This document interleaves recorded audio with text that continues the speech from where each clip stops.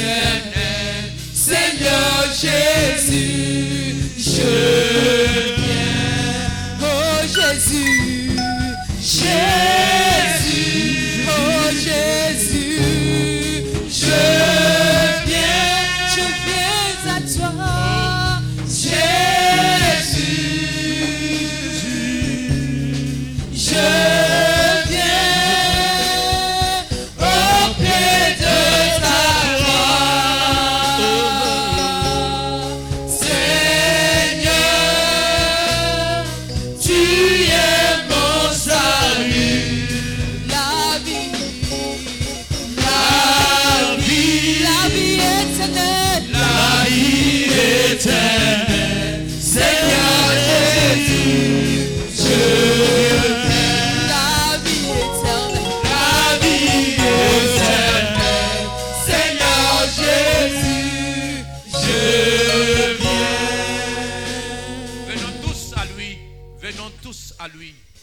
Venons tous à lui.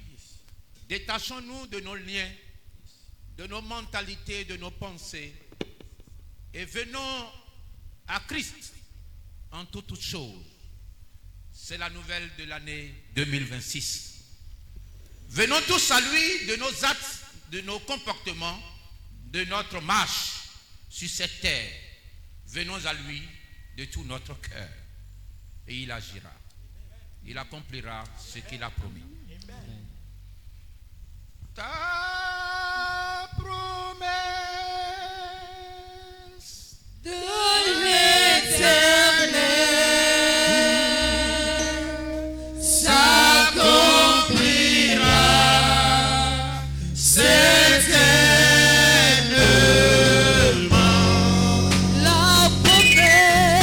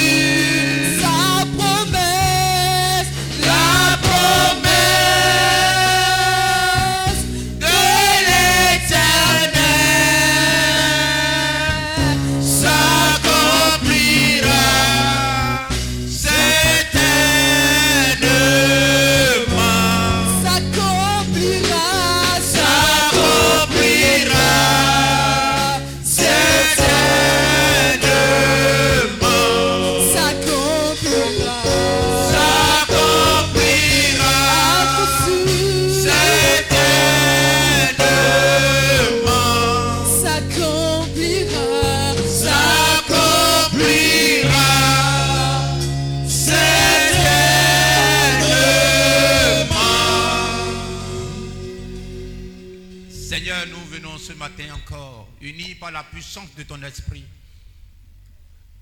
nous tournons nos regards vers toi. Tu es l'Éternel, tu es le Dieu Tout-Puissant. Tu es au-delà de ce que l'homme pense.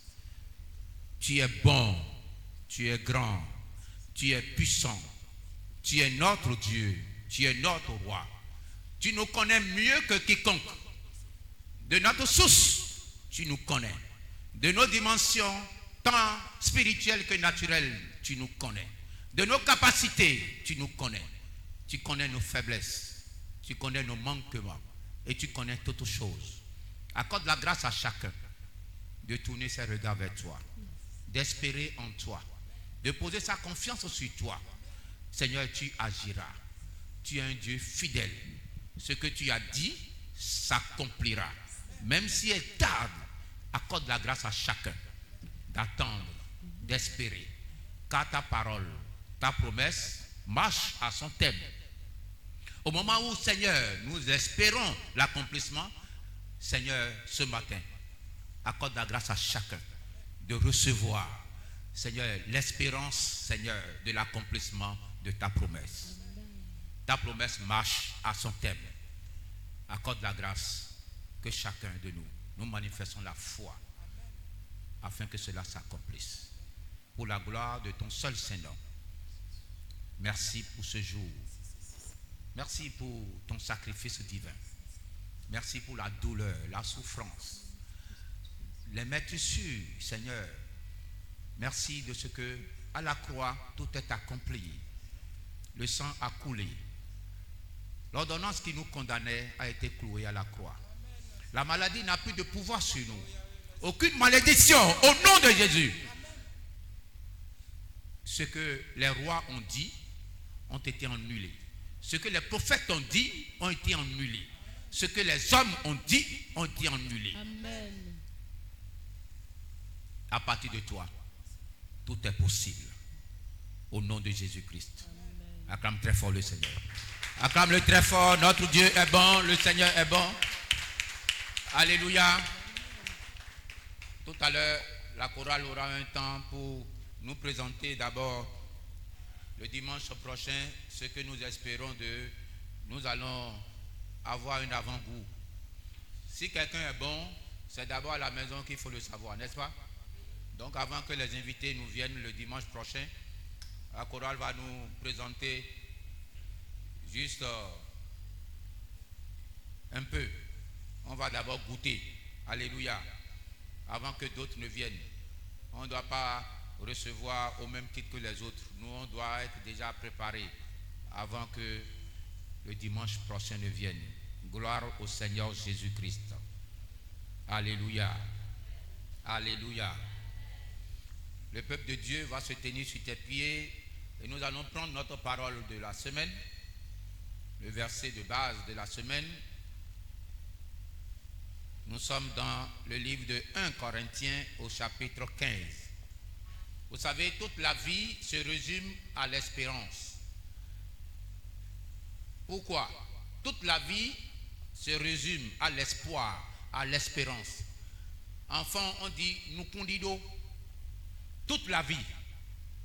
Et celui qui perd l'espoir a tout perdu. Tu peux perdre ton frère, ton ami, tu peux perdre toutes choses. Tes enfants peuvent te laisser, ton meilleur ami peut te laisser, tout peut te laisser. Mais garde l'espoir. Alléluia. Garde l'espoir. Dans la Bible, nous avons plusieurs paroles qui nous rassurent. Si vous prenez la parole de Job, Job a tout perdu. Mais Job a gardé l'espoir. C'est la chose la plus importante dans le livre de Job. Dans tout le livre de Job, ce qui est important, c'est que Job a gardé l'espoir. Alléluia. Voilà pourquoi on ne saurait jamais comparer Job à Judas. Judas a perdu l'espoir. Alléluia. Donc tu dois garder l'espoir. Donc l'espérance en Christ ne trompe jamais. Je suis dans 1 Corinthiens 15, le verset 19. Nous allons lire ce verset, réfléchir sur ce verset, avoir des pensées sur ce verset et regarder en réalité ce que Dieu nous dit. Alléluia. Alléluia. Le peuple de Dieu doit répondre à Dieu. Car quand on dit gloire à Dieu, le peuple de Dieu doit dire Alléluia. C'est important. 1 Corinthiens 15, verset 19, qui dit ceci. Et c'est si. Donc déjà, quand nous voulons lire un passage, nous devons déjà savoir au travers de ce passage, qu'est-ce que cela est en train de nous dire. Donc, Le passage nous parle d'abord d'une condition qui se réfère à si. Si c'est dans cette vie seulement que nous espérons en Christ, nous sommes les plus malheureux de tous les hommes. Aujourd'hui, la vie chrétienne n'est pas seulement sur cette terre. Frères et sœurs en Christ, la vie chrétienne n'est pas seulement sur cette terre. Ne pensez pas que ce que nous voyons sur cette terre est réellement ce que nous pourrons espérer de Dieu. Le passage nous dit, si c'est seulement sur cette terre que tu espères en Christ, tu dis, mais j'ai reçu Christ, je n'ai rien, je ne fais rien sur la terre, les malheureux ont perdu l'espoir, ils n'ont rien, qui viendra à leur secours? Tu te dis, est-ce que Jésus a prévu quelque chose pour moi? La vie chrétienne n'est pas seulement sur cette terre, frères et sœurs en Christ. Toi et moi, nous ne sommes pas encore morts pour quitter la terre pour voir ce que Dieu promet. Mais nous devons espérer. Nous devons espérer. Ne dis jamais que tout est fini. Quand quelqu'un accepte Jésus sur cette terre, de marcher avec lui, de s'accrocher à lui, il y a une récompense. Ne perds pas la récompense. Ce n'est pas sur cette terre. Quand le passage dit, si c'est seulement sur cette terre que nous espérons en Christ, aujourd'hui la vie chrétienne se résume au fait qu'on court sur la terre. On veut être le premier en toutes choses. On veut être meilleur. On court. On ne regarde pas son frère. On ne regarde pas sa soeur. Par tous les moyens aujourd'hui, l'homme veut apparaître sur cette terre comme étant bon. Même s'il a menti, il a volé, même s'il a détruit la vie des autres, même s'il a condamné les autres, il a fait n'importe quoi. Après, il va témoigner, il va dire que c'est Christ qui a fait. C'est Christ qui est c'est Christ, c'est Dieu. Dieu m'a donné grâce et il va mentir. Il a oublié que la vie chrétienne ne se résume pas sur cette terre. Quand le passage dit cela, ça veut dire que la vie chrétienne ne se résume pas sur ce que les hommes ont vu de toi sur cette terre. La vie chrétienne ne se résume pas sur tes œuvres sur cette terre. La vie chrétienne ne se résume pas de ce que les hommes vont dire sur toi. Non, la vie chrétienne, c'est beaucoup plus important sur ce que Dieu dit de toi après la vie sur la terre. Voilà pourquoi le mot fort qui a été utilisé, ça veut dire que malheureux est celui qui pense que gagner le monde entier et perdre son âme est meilleur. Parce que quand tu te mets à faire les choses pour que les hommes te voient, pour que les hommes parlent bien de toi, que tu sois agréable devant les hommes, pour que tout le monde dise qu'il est bon sur la terre, non, il réussit toujours, il fait de grandes choses. Le Seigneur dit, ce n'est pas sur la terre. Le chrétien n'est pas évalué seulement sur sa vie sur la terre, mais le chrétien est évalué et il est heureux. Pourquoi? Parce que après la terre, il y a une récompense. Nous sommes venus sur la terre nus et nous partirons nus. Nous n'emporterons rien du tout. Et la vie d'un homme ne se résume pas pendant qu'il est vivant sur la terre. La vie d'un homme se résume quand il finit tout sur la terre. Voilà pourquoi la vie de Jésus sur la terre n'est pas le plus important. Aujourd'hui, sa vie, c'est qu'il vit avec nous et il est en nous éternellement. Et son nom est beaucoup plus invoqué que pendant qu'il vivait avec son père et sa mère. Pendant qu'il était avec les disciples, très peu l'ont connu. Mais c'est après sa mort qu'ils ont dit, véritablement cet homme devait être Dieu. Véritablement cet homme, vraiment, nous l'avons vu, nous ne l'avons pas compris. Et c'est après qu'il est parti que les gens l'ont connu. Jusqu'à ce qu'aujourd'hui, nous l'avons connu. Au nom de Jésus de Nazareth. Ta vie sera connue après ta mort sur la terre. Après ta mort, tes œuvres seront publiées au nom de Jésus. Ceux qui t'ont méprisé aujourd'hui, ils te connaîtront plus davantage. Ils regretteront de ce qu'ils ne se sont pas approchés de toi. Ils regretteront. Ils verront tes œuvres. Tes œuvres resteront. Tes enfants, les enfants de tes enfants jureront au nom de Jésus. Toute ta famille recevra la transformation au nom de Jésus. Et on dira, c'est à cause de tel qui a transformé la vie de ma famille. Tes œuvres ne passeront point, mais tes œuvres resteront pour impacter. On parlera de toi comme si tu étais vivant au nom de Jésus. Parce que Dieu a promis une récompense après la mort. La vie éternelle est notre récompense. Espère et n'abandonne pas. Tiens bon et persévère. Dieu est fidèle. Acclame le Seigneur Jésus. Acclame le Seigneur Jésus et tu vas t'asseoir au nom de Jésus. Dieu est bon, le Seigneur Jésus est merveilleux. Nous rendons gloire à Dieu ce matin de ce que Dieu manifeste toujours sa gloire et sa puissance. La puissance de Dieu, c'est la parole de Dieu en nous. Quand on dit à quelqu'un que Dieu est puissant et que tel homme est puissant, cela se résume au fait que celui-là a gardé la parole de Dieu en lui. La parole de Dieu en toi est la puissance de Dieu en toi. C'est parce que Dieu est en toi que tu dis la chose et la chose s'accomplit. Aujourd'hui, la puissance de Dieu se résume au fait que l'homme de Dieu dit et la chose s'accomplit. Cela se résume à son ministère, cela se résume à ses œuvres, à la puissance de Dieu qui se manifeste. Mais la puissance de Dieu se manifeste dans l'obéissance au nom de Jésus. La puissance de Dieu en toi se manifestera quand tu garderas la parole de Dieu en toi. Mais quand nous ne sommes pas capables de dire non à ce qui n'est pas bon, nous ne pourrions pas dire que nous avons la puissance de Dieu. La puissance de Dieu doit agir en nous d'abord. Alléluia. Alléluia. Ne nous trompons pas. Si je dis que je suis puissant en Christ et que je ne suis pas capable de dire non au péché, non à ce qui n'est pas bon, la puissance elle est où? C'est dans l'ancienne alliance que le roi David a enlevé la tête de Goliath, mais devant le péché de la femme du riz, il est tombé. S'il était vraiment puissant pour enlever la tête de Goliath, pour combattre les démons, pourquoi cette puissance-là n'agit pas en lui? Nous ne sommes pas dans l'ancienne alliance, nous sommes dans la nouvelle alliance.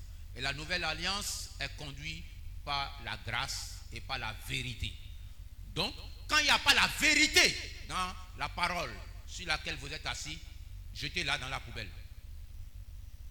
Quand vous gardez une parole et vous voyez que cette parole elle est aveugle, elle ne garde pas la vérité, jetez-la dans la poubelle.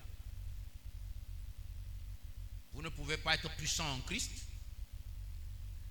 et tomber dans le péché de la fornication, de l'adultère, tomber dans le mensonge, manque d'amour, manque de foi, d'assurance. Non, ce n'est pas cela la puissance. Si la puissance de Dieu ne se manifeste pas en moi, si je ne suis pas capable moi-même, et que je dis, je suis puissant, Dieu m'a rendu puissant, je suis fort, je suis puissant, il n'y a pas la vérité. La vérité est l'empreinte du chrétien. La vérité est la puissance du chrétien. Voilà pourquoi la Bible dit dans 1 Corinthiens 13 au verset 8, il n'y a pas de puissance contre la... Il n'y en a que pour la... Acclame le Seigneur Jésus. Acclame le Seigneur Jésus. Dieu est bon. Alléluia. Alors, ce matin, nous sommes le 29 mars 2026 et le message de ce jour, c'est sur le retour de Christ, le retour de Jésus à Jérusalem pour accomplir ce qu'il a promis, pour accomplir le sacrifice divin, pour notre victoire. Ce jour est reconnu comme le jour du rameau. Et en tant que chrétiens, nous ne devons pas oublier que le jour du rameau a annoncé une très grande nouvelle. Nous ne pourrions pas passer ce jour sans parler de quoi? Le rameau, c'est quoi? la fête de Rameau. Ce matin, nous avons vu des hommes et des femmes avec des branches de palmier dans la main, parfois attachées sous la forme de la croix. On peut garder un portable sans véritablement savoir comment l'utiliser. On peut avoir un ordinateur et sans savoir comment l'utiliser. Mais en Christ, il n'est pas bien de faire des choses sans savoir ce que cela veut dire. Voilà pourquoi aujourd'hui nous parlerons du retour de Christ à Jérusalem. Et pourquoi les gens se sont mis ensemble à crier Hosanna, Hosanna. Et pourquoi les gens se sont mis à sauter et pendant ce temps, ceux qui s'opposaient à Christ étaient mécontents. Pourquoi cet état de choses? En tant qu'enfants de Dieu, nous devons comprendre les messages bibliques. Nous devons comprendre en réalité pourquoi cela s'est passé ainsi. Et aujourd'hui, pourquoi nous ne prenons pas dans nos mains des feuilles de palmier pour dire voilà, voilà, nous devons garder des rameaux en main. Pourquoi on a appelé ça des rameaux? Nous devons comprendre. Alléluia. Alléluia. Nous sommes encore dans le mois de mars où le thème qui nous conduit s'appelle l'obéissance. Nous avons tenu notre veillée le vendredi en prélude au mois d'avril, dont la semaine qui commence aujourd'hui est appelée la semaine pascale, la semaine dans laquelle nous aurons à revivre 1. Le retour de Jésus à Jérusalem, 2. Son arrestation, sa condamnation, sa crucifixion,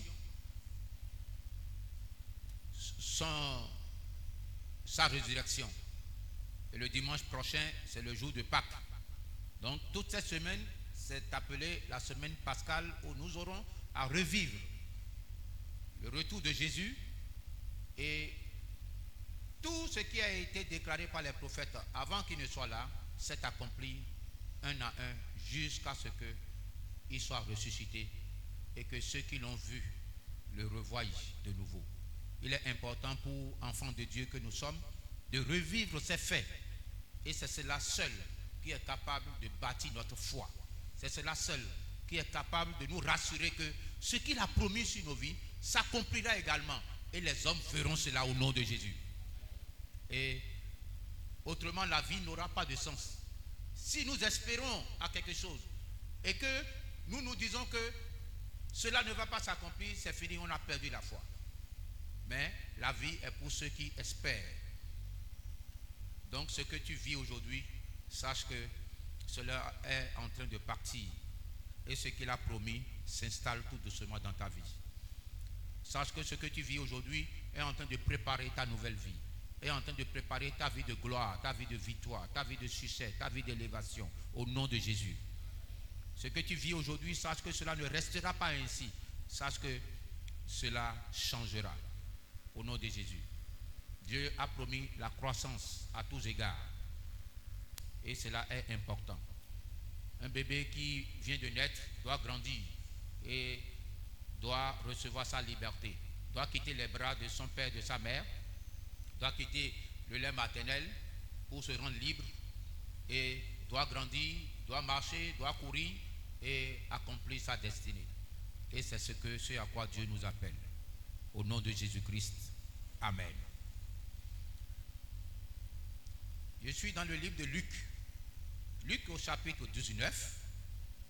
Nous allons prendre tout le texte et nous allons étudier le texte pour comprendre qu'est-ce que c'est que le retour de Jésus à Jérusalem.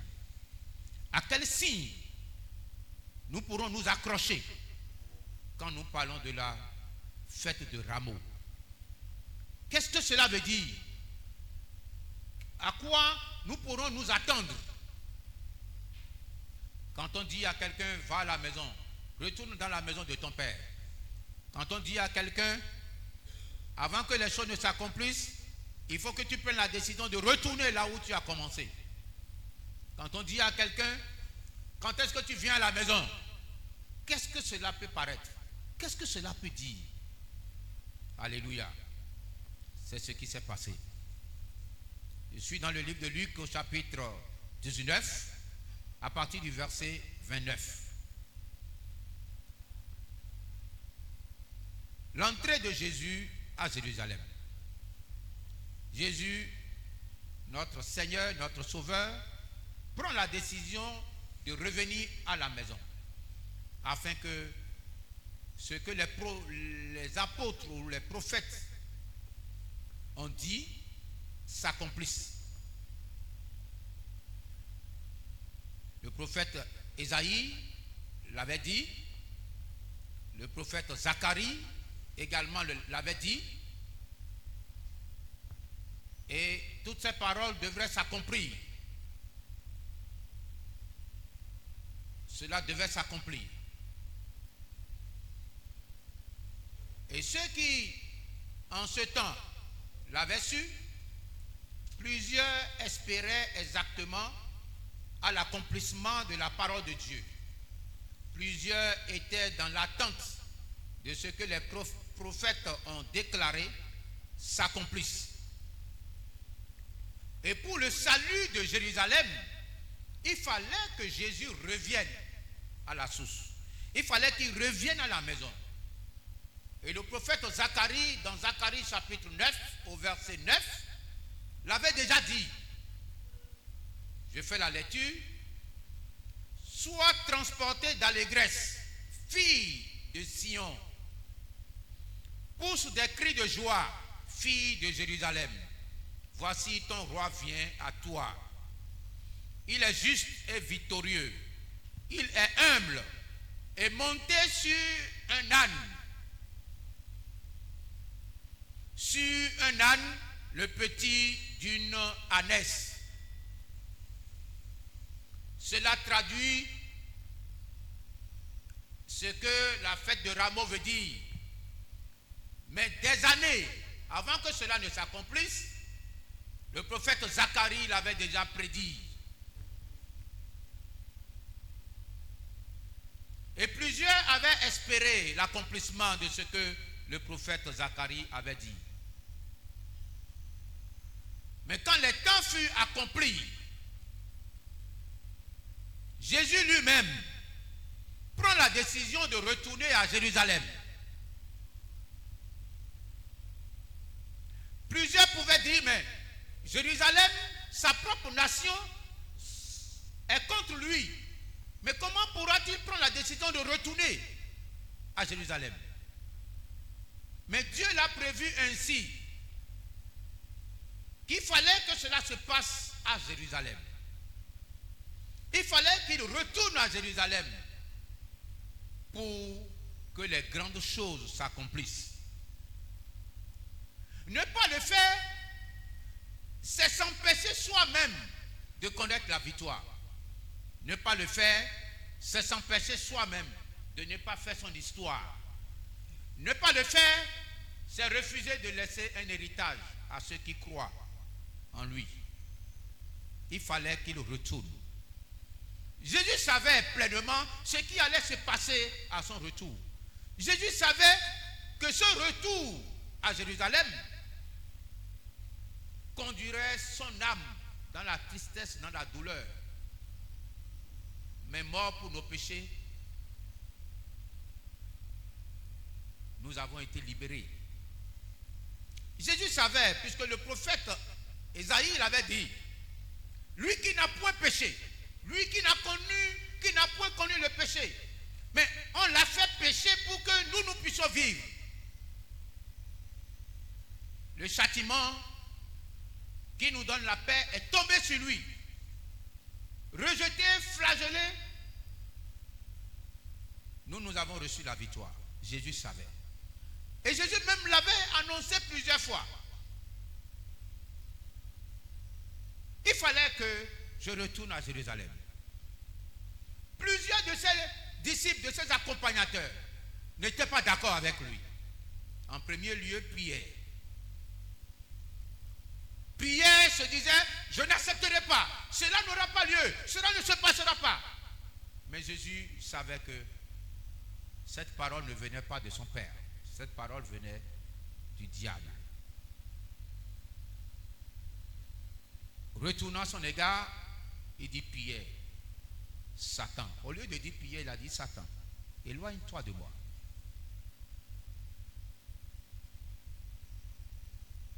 Ce passage nous parle parce que parfois, sachant que notre retour peut nous occasionner quelque chose de difficile, nous refusons.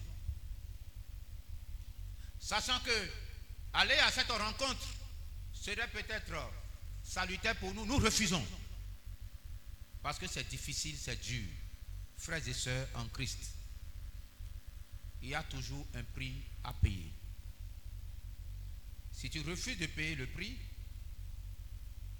tu as refusé alors de connaître une histoire glorieuse, une histoire merveilleuse.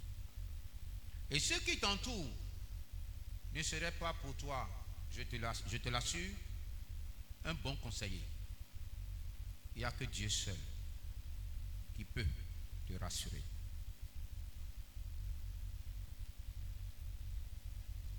Luc 19, verset 29.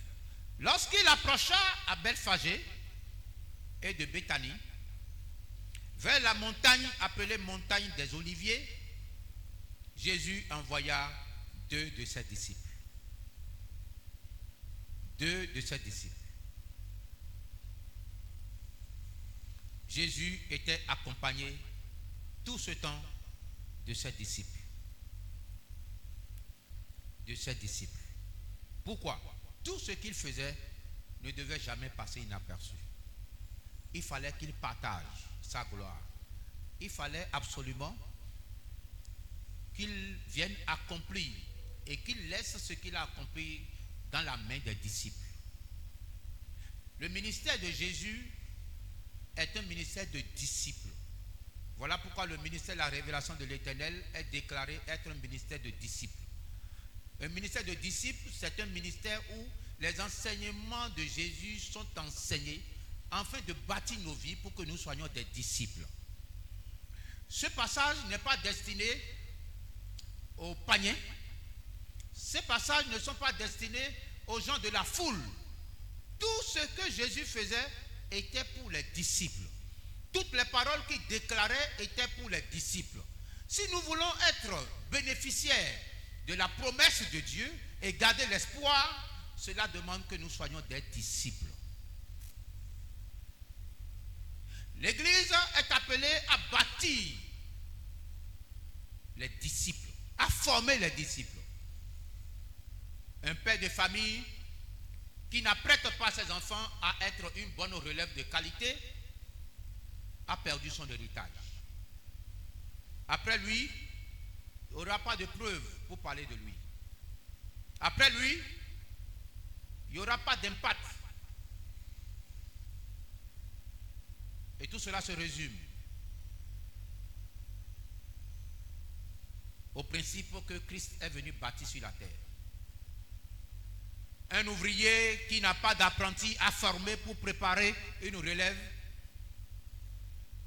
a vécu inutilement. Tout ce que tu fais sur cette terre, sache qu'il y en a que tu dois transmettre. Tu dois transmettre pour des générations à venir. C'est cela le disciple-là. On n'est pas fort tous les jours. Quand tu es faible, les autres vont prendre la relève. Jésus est venu et il en a choisi. Et il les a choisis un à un pour faire d'eux des disciples. Et ce jour, Jésus a choisi 2 de ses disciples et il les a envoyés. La Bible ne nous a pas dit le nom de ceux qu'il a choisis. Il nous a dit simplement qu'il en a choisi 2. Quand la Bible parle ainsi, la Bible dit alors qu'il n'y a pas de différence entre ceux qu'il a envoyés. Voilà pourquoi il n'y a pas eu de nomination de nom. Donc, il pouvait envoyer n'importe qui. Voilà pourquoi on n'a pas nommé ce qu'il a envoyé. Ça veut dire que tout disciple devait être à ses côtés et devait être aussi envoyé. Verset 30. En disant, allez au village qui est en face. Quand vous y serez entrés, vous trouverez un anneau attaché sur lequel aucun homme ne s'est jamais assis. Détachez-le et amenez-le. Le verset 30. Le verset 30 se résume exactement à la dernière recommandation du Seigneur Jésus à l'endroit de tout chrétien, de tout enfant de Dieu. Matthieu 28, le verset 19 à 20. Allez faire de toutes les nations des disciples. Allez faire de toutes les nations des disciples. Enseignez-les, baptisez-les au nom du Père, du Fils et du Saint-Esprit. Et enseignez-les tout ce que je vous ai enseigné. Et alors, moi je serai avec vous. Le verset 30 se résume exactement à la recommandation. En disant, allez au village qui est en face. Quand vous serez entrés, vous trouverez un anneau attaché. Tout homme que vous trouvez, à qui vous prêchez l'évangile, tout homme que vous rencontrerez quelque part, l'œuvre de l'évangélisation, c'est l'œuvre pour détacher quelqu'un. Détacher quelqu'un des liens. Détacher quelqu'un des alliances. Détacher quelqu'un de mauvaises habitudes. Détacher quelqu'un pour qu'il soit libre. La Bible dit dans Galates 5 au verset 1er et au verset 13, il dit, c'est pour la liberté que Christ nous a sauvés. Donc l'œuvre du salut commence par le fait que nous acceptons d'aller. Si tu refuses d'aller, frères et sœurs, tu as refusé de détacher quelqu'un. Si tu refuses d'aller, tu as refusé d'éclairer quelqu'un. Si tu refuses d'aller, tu as refusé d'annoncer la parole d'espoir à quelqu'un. Si tu refuses d'aller, tu as bloqué ta prospérité. Tu as bloqué toi-même ton élévation. Alléluia. Alléluia. L'obéissance vaut mieux que le sacrifice. Le Seigneur nous a dit d'aller. Mais si tu ne vas pas, comment sauront-ils? Si tu ne vas pas, comment pourront-ils savoir que Christ est mort pour eux? Voilà pourquoi on n'a pas nommé quelqu'un. On a dit, il a envoyé 2. Ça veut dire que nous tous, on nous a tous envoyés. Le retour de Jésus à Jérusalem parle de beaucoup de choses qui concernent la vie chrétienne.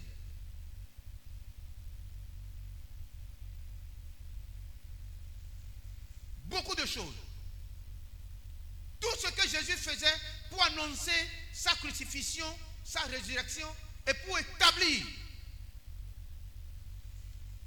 le royaume était purement spirituel. Aujourd'hui, si on nous dit d'aller, est-ce que nous allons vraiment pour détacher les gens, pour les amener à Christ, ou bien nous allons pour annoncer la parole, pour les amener à nous?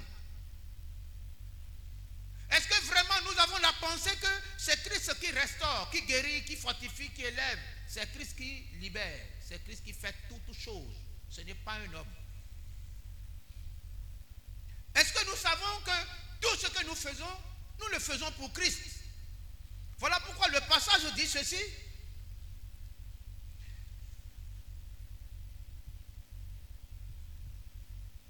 Détachez-le et amenez-le. Aujourd'hui, quand nous prêchons la parole, nous devons dire, accepte Jésus, accepte la parole de Dieu, accepte de connaître ce que Christ a prévu pour toi. Va à Christ, attache-toi à Christ, tourne tes regards vers Christ, soumets-toi à Christ, abandonne-toi à Christ. Ou bien nous leur disons, Je suis ton père spirituel. C'est ce que je te dis que tu vas faire. Je suis en train de poser des questions pour nous interpeller à la mission céleste. Voilà pourquoi Matthieu 28 au verset 19 à 20 est appelé la grande commission. Donc, ce passage rejoint la grande commission.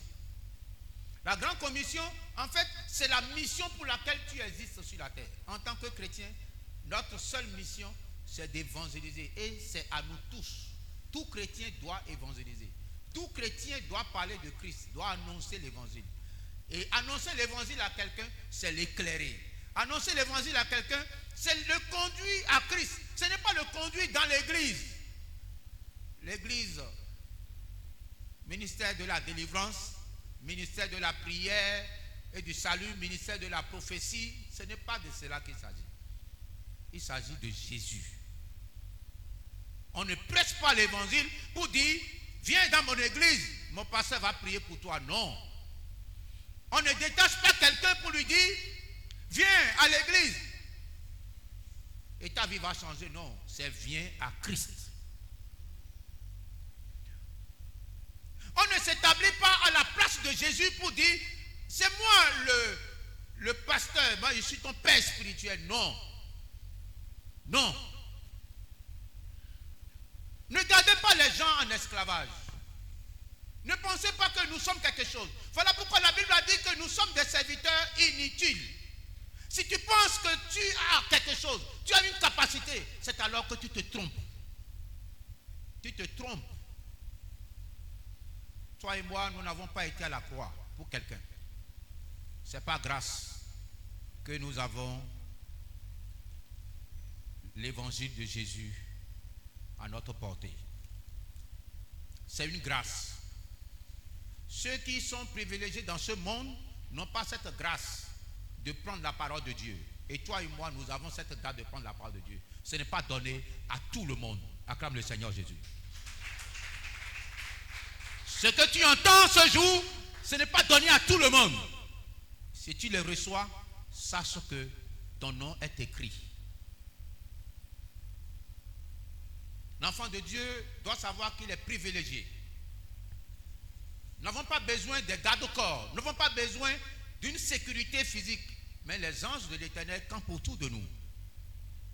Ne te minimise pas. Tu as ta place et ton nom est écrit. Et Christ te connaît. Christ te connaît. Jacques 5, verset 19 dit ceci.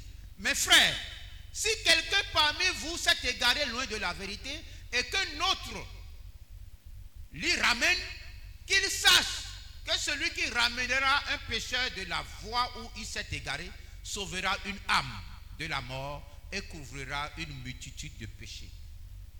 Nous ne devons pas nous retenir de prêcher l'évangile.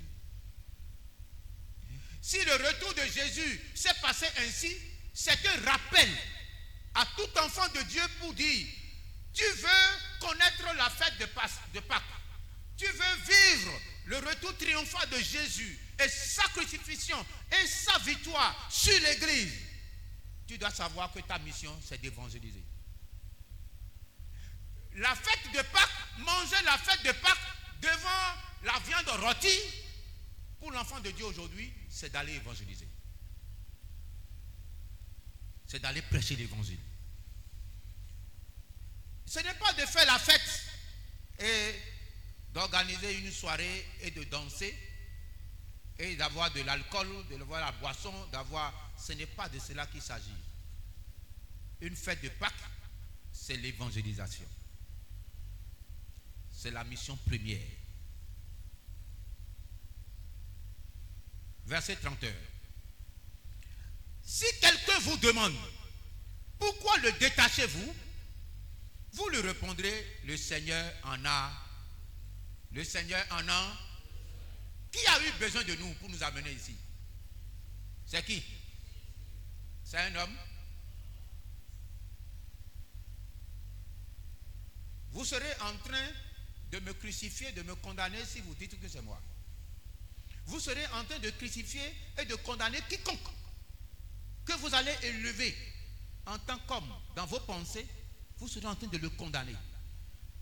Et lui-même, malheur à lui, s'il pense que c'est lui. Voilà pourquoi la Bible nous dit que nous sommes des serviteurs inutiles. Pourquoi? Nous avions fait seulement ce que Christ nous a dit de faire. Nous avions fait seulement ce que Christ nous a dit de faire. Nous n'avons rien fait d'extraordinaire. Celui qui a posé un acte extraordinaire, c'est celui qui a accepté d'aller à la croix. Nous devons bien comprendre. Il n'est pas donné à tout le monde de comprendre et d'expliquer les Écritures, la parole de Dieu, le contenu, les choses qui sont cachées dedans. Il n'est pas donné à tout le monde. Mais il est donné à ceux qui sont connectés, attachés à lui. Quand on parle d'un anon, quand on parle de aller le détacher, il s'agit bien sûr des païens qui couplissent, qui sont attachés, abandonnés, négligés, dans des liens. Et ce n'est pas donné à tout le monde d'aller détacher quelqu'un, d'aller annoncer l'évangile à quelqu'un. Ce n'est pas donné à tout le monde d'aller voir quelqu'un dans tout son orgueil pour lui parler de Jésus. Ce n'est pas donné à tout le monde. Mais qu'est-ce qui nous permet à nous, enfants de Dieu, d'aller et de le faire? C'est justement parce que nous ne sommes pas seuls. C'est Christ qui est en nous. Et c'est cela, en fait, la manifestation de la puissance de Dieu. Il n'est pas donné à tout le monde de laisser son propre intérêt pour aller chercher l'intérêt de Christ. Non, c'est donné seulement à ceux qui ont Christ en eux. Aller détacher et le ramener à Christ. Tu peux te dire, mais je gagne quoi? Je gagne quoi? Mais ce que tu gagnes est énorme. Pourquoi? Parce que tu travailles justement pour une récompense. Et la récompense, elle est certaine.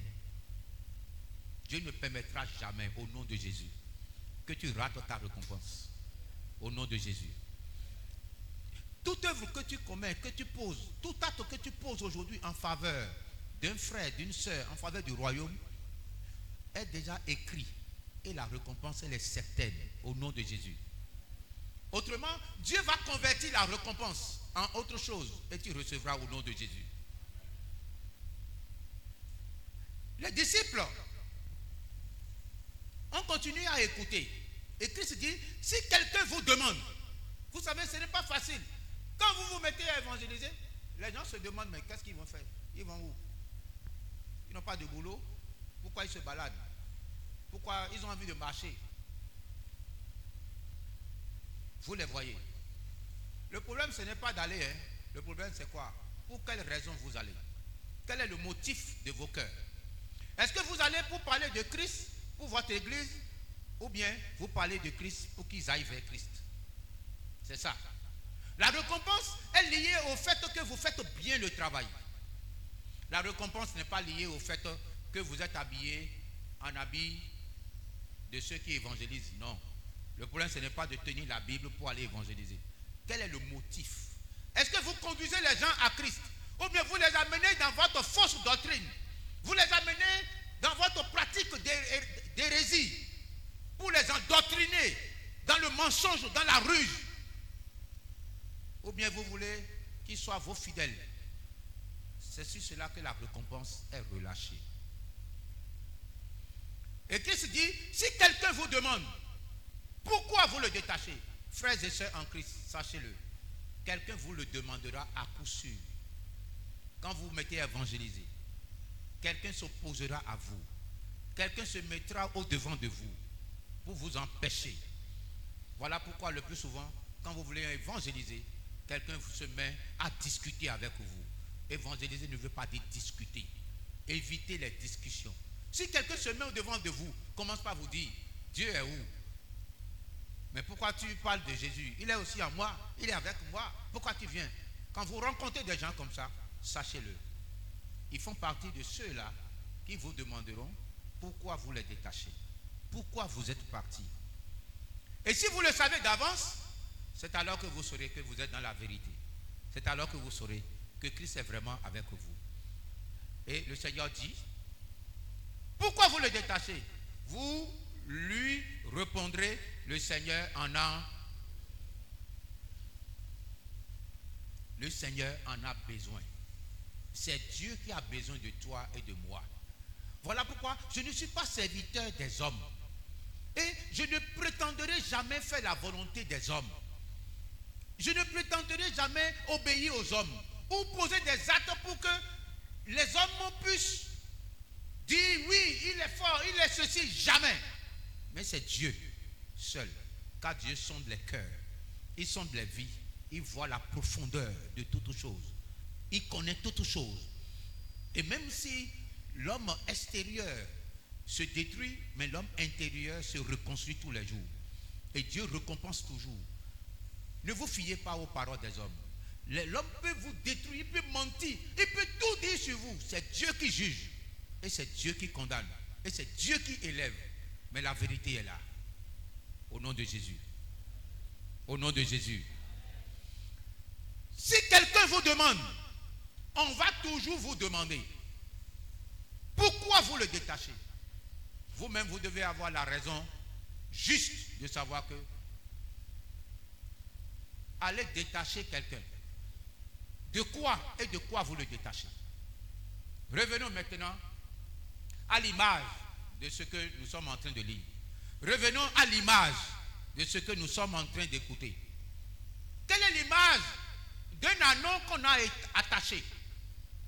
L'image d'un anon qu'on a attaché est semblable à un cabri qu'on a attaché une corde au cou et qu'on a scellé sur un arbre ou bien sur une grosse pierre ou bien sur un poteau.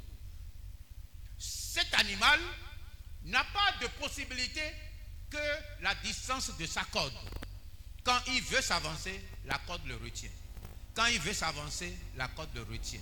Quand il va à gauche, la corde le retient. Quand il va à droite, la corde le retient. Et qu'est-ce qu'il fait? Il reste simplement dans une limite. Et il n'a pas d'autre possibilité pour être libre. Il est limité.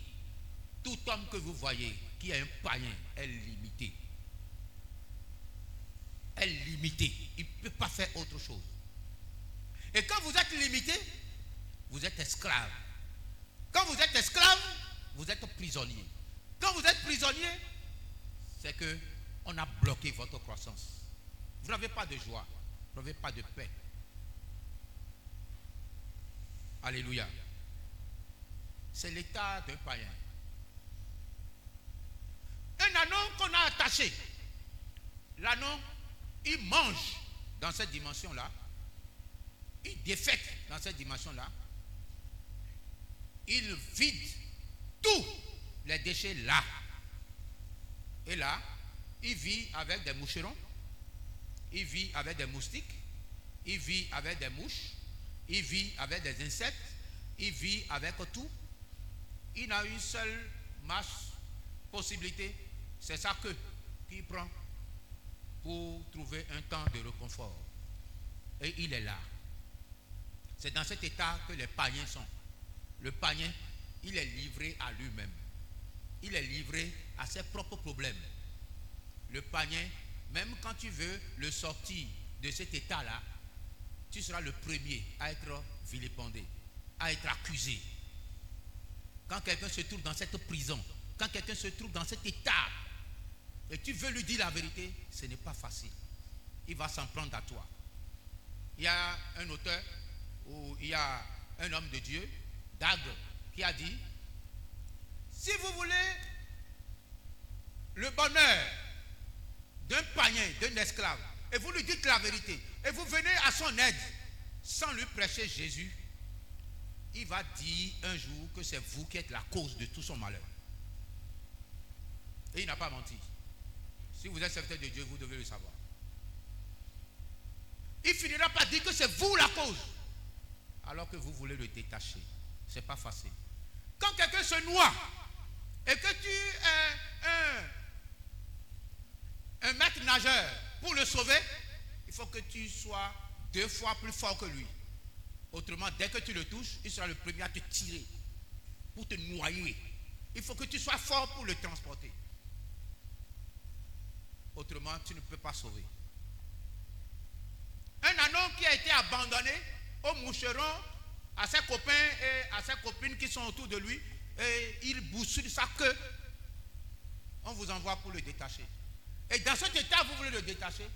Un, d'autres s'opposent. Deux, lui-même s'oppose à vous. Acclame le Seigneur Jésus. Acclame le Seigneur Jésus. Lui-même s'oppose à vous.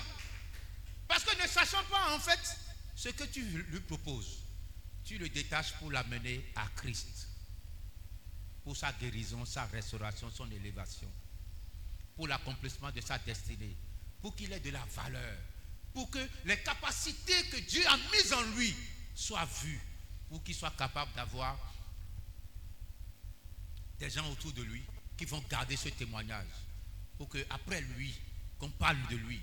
Après lui, qu'il laisse un héritage. Mais il va s'opposer à toi. Il va te vilipender. Il va t'accuser. Il va s'opposer. Et d'autres autour de lui vont s'opposer. Le voilà dans les liens de l'esclavage. Dans les liens de la malédiction. Le voilà dans un état désagréable. Tout autour de lui, c'est désagréable. C'est l'état d'un païen. C'est l'état d'un païen. Et Jésus avait tout compris. Il dit, dites que le Seigneur en a besoin. Ça va être pour chacun de nous, dans nos ministères, dans nos actes. Tout ce que tu fais, sache que c'est pour le Seigneur que tu le fais. Si jamais tu penses que tu le fais pour toi-même, tu seras déçu. Tu seras déçu, tu vas tout abandonner.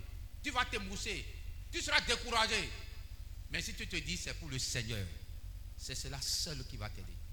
C'est cela seul qui va t'accompagner. Ceux qui étaient envoyés allaient, verset 32. Ceux qui étaient envoyés allaient, puisqu'on n'a pas nommé.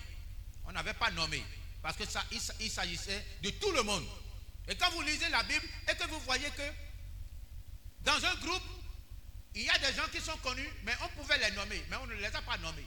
Et qu'on a parlé ici, ça veut dire que cet appel, cette mission, cette position appelle tout le monde. Voilà pourquoi on n'a pas nommé.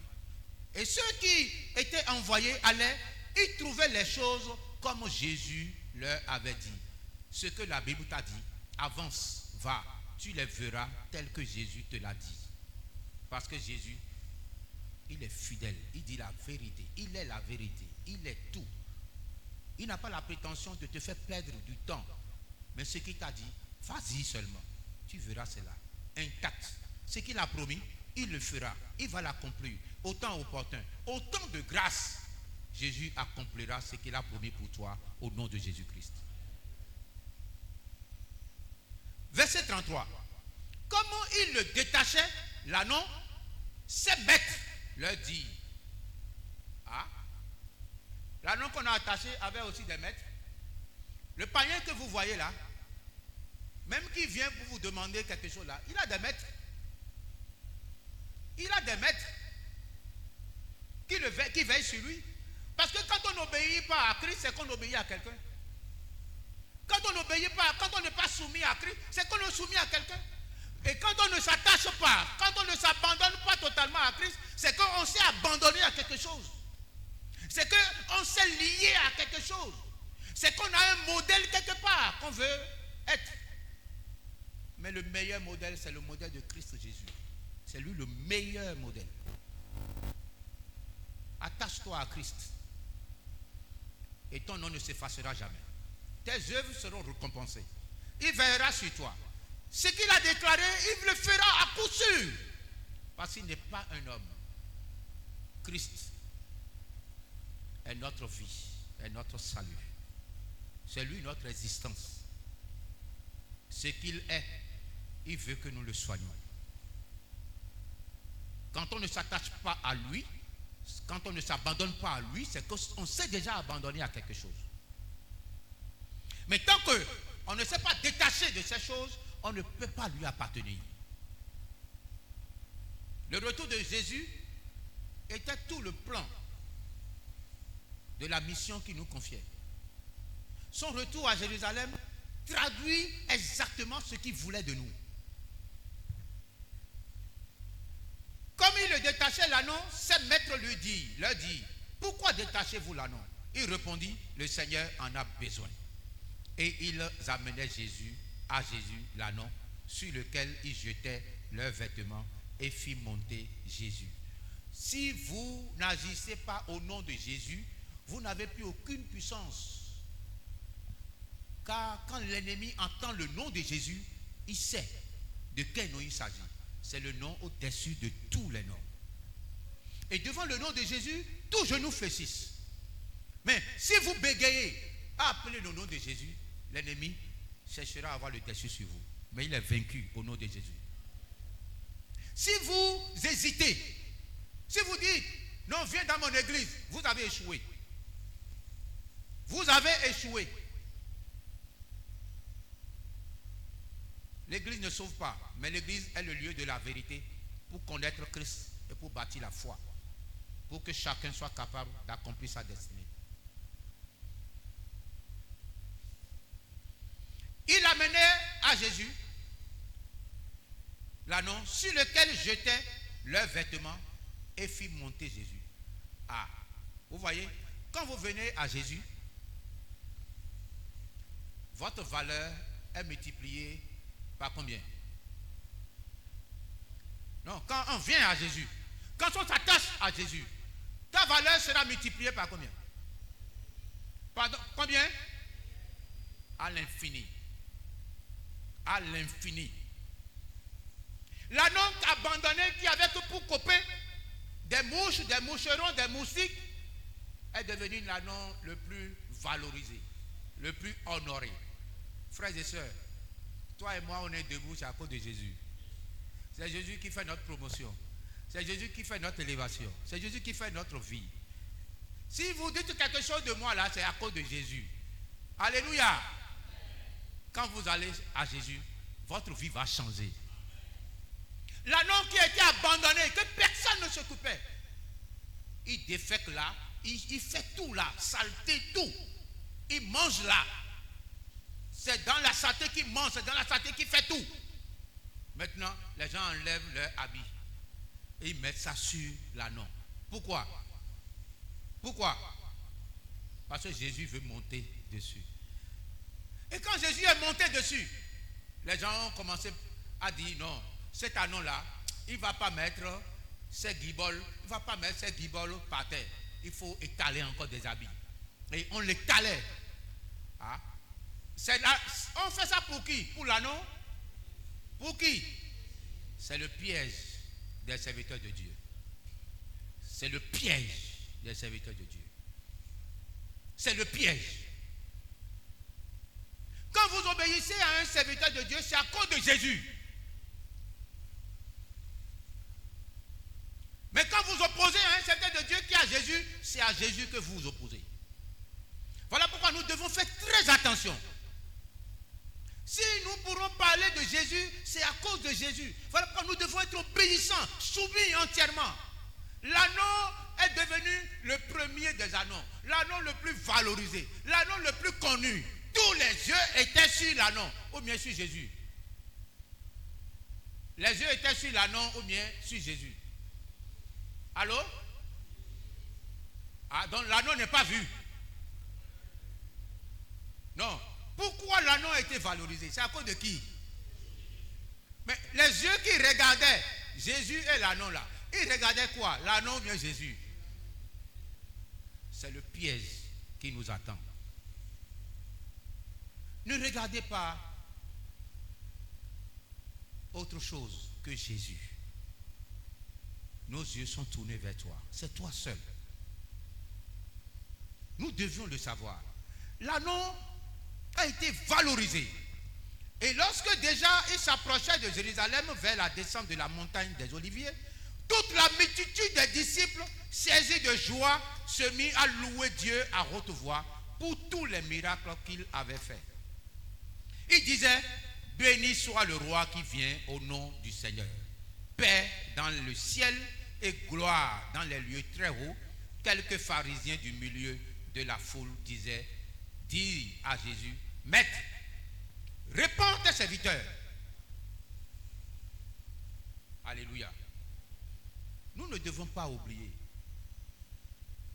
Cette histoire qui constitue une narration des faits nous montre clairement qu'en réalité le retour de Jésus nous interpelle pour son œuvre, n'est-ce pas? Nous interpelle pour que nous sachions quelle est notre mission. Nous interpelle pour savoir que Jésus retourne à Jérusalem pour nous donner la victoire. Mais quand nous aurons la victoire, ne pas oublier quelle est notre mission. Car cet anneau était toi, était moi. Cet anneau était nous tous. Cet anneau est l'image de ce que nous étions et de ce que Jésus a fait de nous. Et nous ne devons pas oublier. Mais il y aura toujours d'opposition. Même quand nous serons dans la gloire, quand Jésus sera sur nous, les hommes vont toujours dire: pourquoi vous criez Alléluia? Pourquoi vous... Combien de personnes vous accusent pour dire que vous criez trop, que vous faites du bruit? Pourquoi? Ils ne le font pas d'eux-mêmes. Ils le font parce que ils ont vu Jésus en vous. Ils le font parce qu'ils ne vous veulent pas dans la paix. Ils ne vous veulent pas dans la joie. La Bible dit que tout le monde était en joie, tout le monde était en paix, tout le monde criait Alléluia, Alléluia. Si vous voyez des gens qui ne crient pas Alléluia, Alléluia, c'est qu'ils ont un problème. C'est qu'ils ont un problème. C'est la parole de Dieu qui parle ce matin. C'est cela la fête de Rameaux.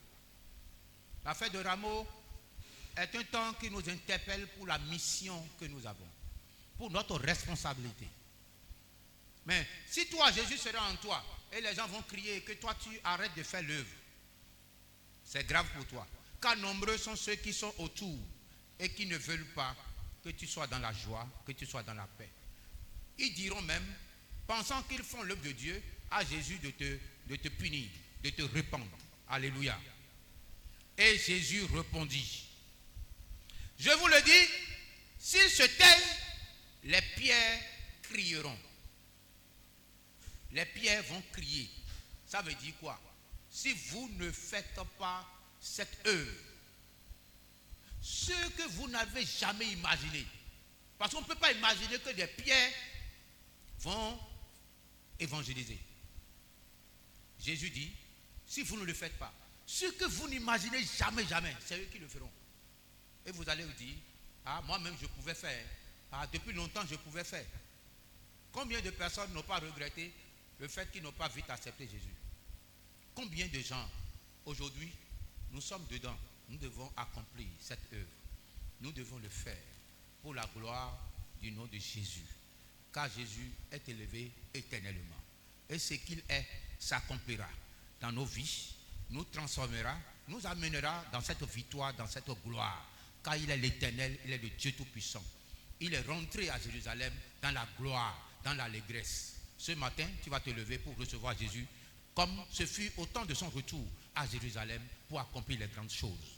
Car Dieu est notre roi, il est notre libérateur, il est tout pour nous. Voilà pourquoi le peuple criait, Hosanna, Hosanna, notre Dieu est revenu.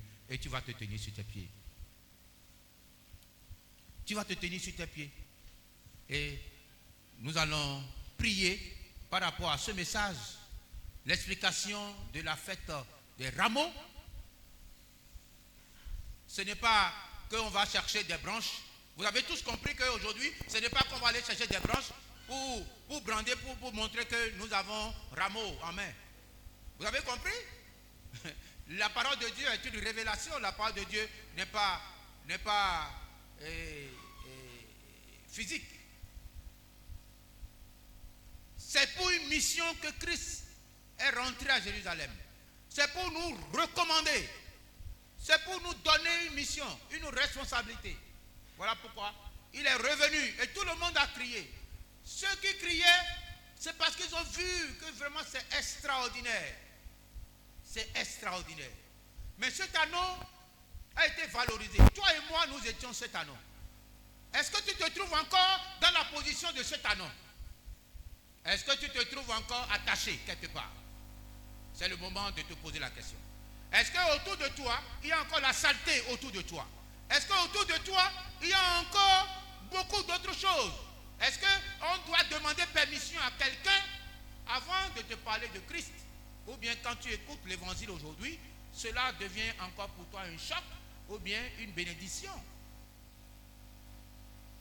Parle au Seigneur Jésus. Si nous n'avons pas parlé, nous serons en train de nous dire, nous n'avions pas parlé. Maintenant, nous n'avons parlé au nom de Christ. Et vous avez reçu la vérité. Nous avons parlé au nom de Jésus. Et vous avez compris ce pourquoi Christ est rentré à Jérusalem. Nous avons parlé au nom du Seigneur Jésus. Et vous avez écouté la vérité. Maintenant, parlez à Christ. Dites, Seigneur, merci de ce que tu m'as détaché. Merci de ce que tu m'as lavé. Tu m'as libéré de la prison spirituelle, des liens ancestraux, de la malédiction du péché. Tu m'as libéré de la maladie, de la douleur. Tu m'as ôté la corde au cou. Tu m'as rendu libre pour que je te serve. Parle au Seigneur. Parle au Seigneur. J'étais attaché. J'étais attaché dans le péché. J'étais attaché dans le mensonge. J'étais attaché dans la fornication. J'étais attaché dans l'iniquité. J'étais attaché dans l'ignorance. Tu m'as ouvert les yeux. Tu m'as libéré. Tu m'as sauvé.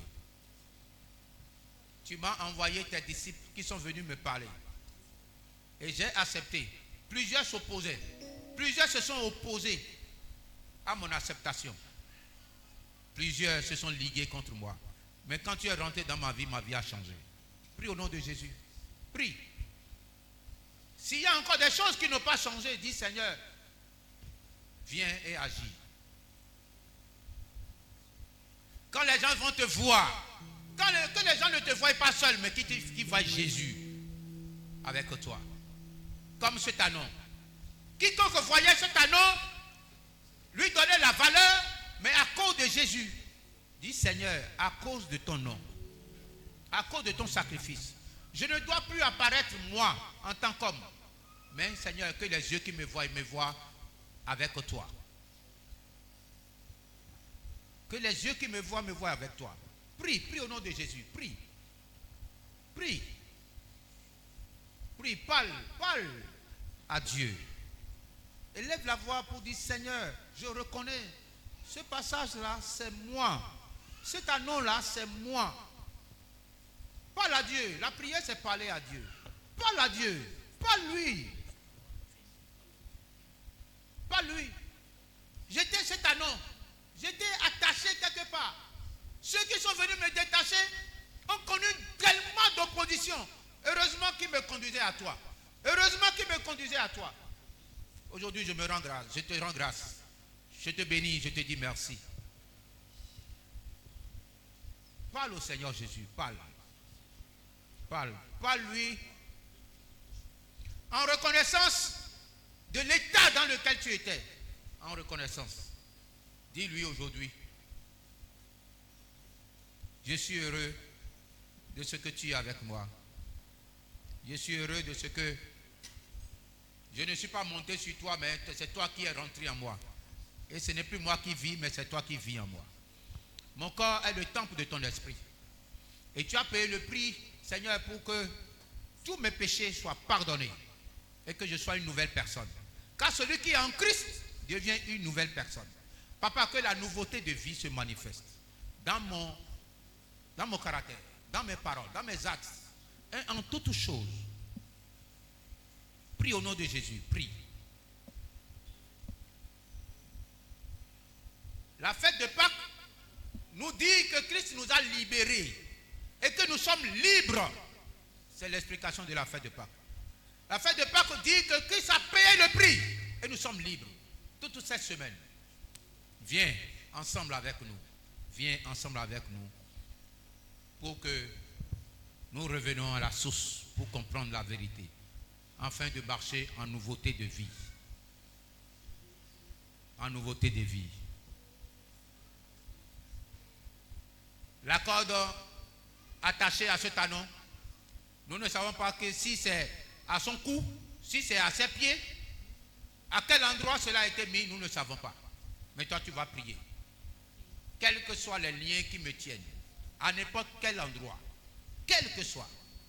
Est-ce que c'est la corde au cou? Est-ce que c'est des mélottes qui ont été mis à mes bras?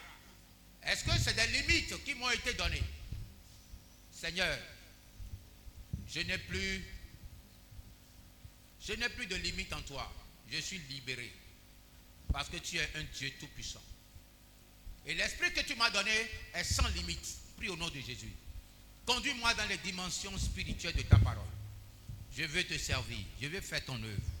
Je m'abandonne à toi complètement. Je reconnais mon salut, ma délivrance, ma liberté totale. Non pas pour marcher selon la chair, mais non pas pour me mettre sous un joug de servitude, mais que je sois libre en toi. Car c'est à toi seul. Je suis venu à toi seul et je m'attache à toi. On ne détache pas pour ramener encore dans un lien ou sous un joug de servitude, mais on détache pour être libre en Christ Jésus. Je ne me suis pas rendu libre pour être attaché à un homme, à une dénomination, à un système. Non, mais je suis libre, appelé enfant de Dieu, à Christ Jésus. Tu es mon seul refuge, mon seul roi, mon libérateur. Et seule ta parole me conduit. Prie, réclame le Saint-Esprit pour te conduire dans toute la vérité. Que le Saint-Esprit continue de t'enseigner ce message de Rameau. Ce message qui traduit le retour triomphal de Jésus à Jérusalem pour la victoire totale. Si tu es libéré, de quel combat veux-tu mener encore aujourd'hui? Si tu comprends que Christ t'a libéré et que Christ est en toi, le seul combat, c'est le combat de la foi. Prie, dis Seigneur, accorde-moi la grâce d'écouter ta parole, afin que ma foi grandisse. Prie au nom de Jésus. Que ma foi grandisse. Au plus haut des cieux, que notre roi soit glorifié.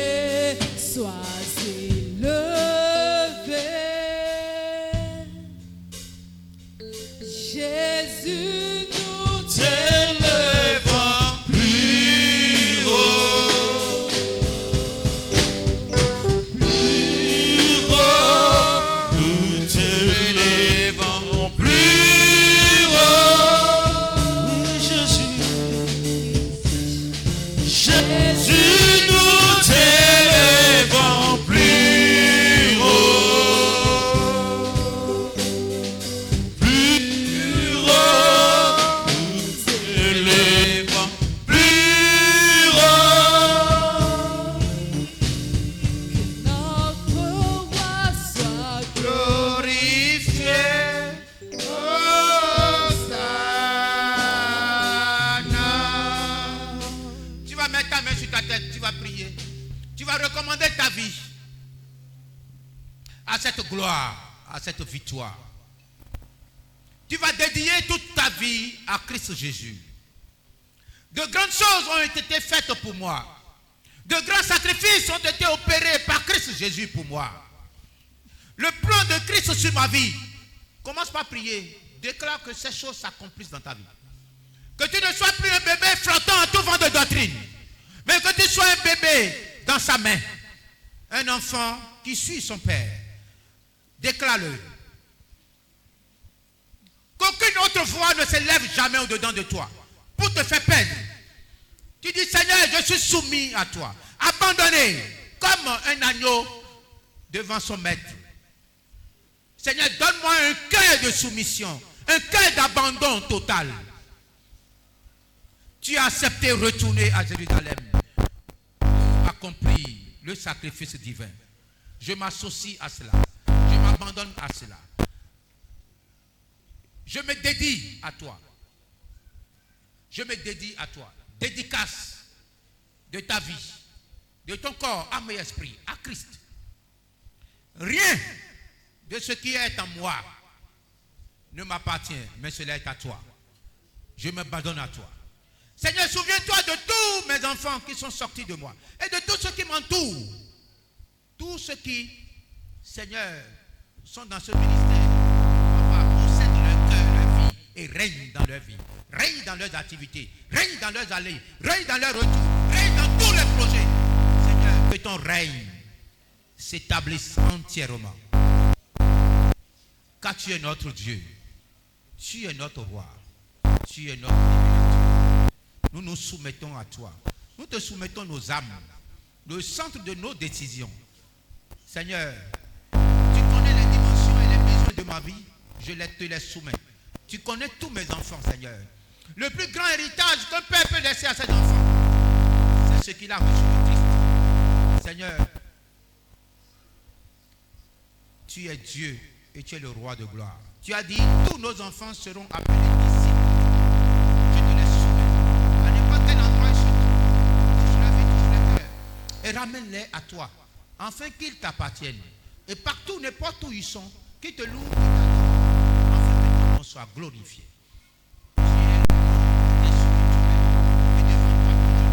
Tout le monde confesse que Jésus-Christ est Seigneur. Tu as pris, tu as fait ton retour triomphal à Jérusalem. Mais accomplir ce que les prophètes ont annoncé. Et tu es mort pour nous. Tu es ressuscité des morts. Et tu intercèdes pour nous aujourd'hui. Tu nous gardes, tu nous protèges. Tu te souviens de ta parole et de ta promesse. Digne, glorieux, puissant est ton nom. Tu es le seul sur nos yeux, et nos yeux sont tournés vers toi. Hosanna est ton nom. Hosanna au plus haut des cieux. Gloire à ton nom, Seigneur, au plus haut des cieux. Louange à ton nom, Seigneur, au plus haut des cieux. Tu es le seul à avoir le mérite d'être notre Dieu. La mission pour laquelle tu nous appelles, je m'engage à l'accomplir. Je vais parler de toi. J'annoncerai ta parole. J'annoncerai tes bienfaits dans ma vie. Seigneur, tu es le Dieu Tout-Puissant. Reçois la gloire et reçois l'honneur. Au nom de Jésus de Nazareth, nous avons prié. Acclame très fort le Seigneur. Acclame le Seigneur Jésus, acclame-le. Est digne